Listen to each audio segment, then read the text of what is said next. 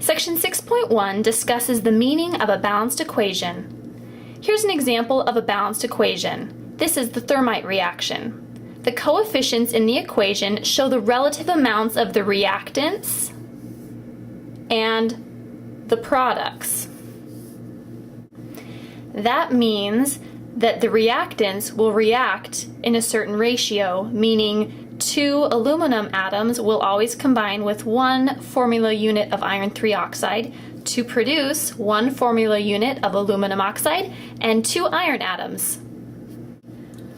What if you have 10 formula units of iron 3 oxide? How many formula units of aluminum oxide would you have? It's a 1-to-1 ratio. You would have 10. What about iron? You would have 20, because there's a 2 here. And what about aluminum? You would also have 20. Let's look at an even larger number. How about Avogadro's number? Let's say that we have 6.022 times 10 to the 23rd formula units of iron 3 oxide. My question to you is, how much of the other compounds and elements will we have? Well, you're going to have double the aluminum, so 2 times Avogadro's number. This is a 1-to-1 ratio, so the number should be the same. And this is also a 2, so it should be 2 times Avogadro's number. Okay, well, what does that number equal? That number equals 1 mole.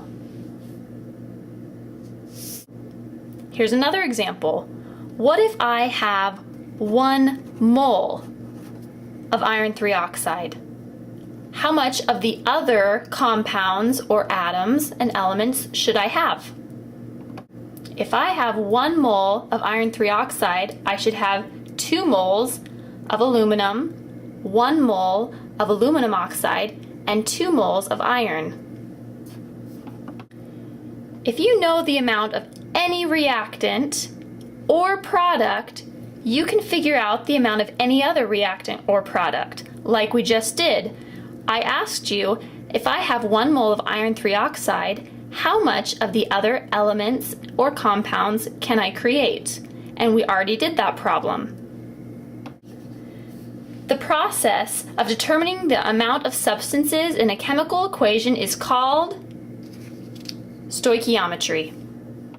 So in section 6.1, you learned the importance of a balanced equation. You learned that the coefficients are used to find out the relative amounts of different compounds and substances in a chemical equation.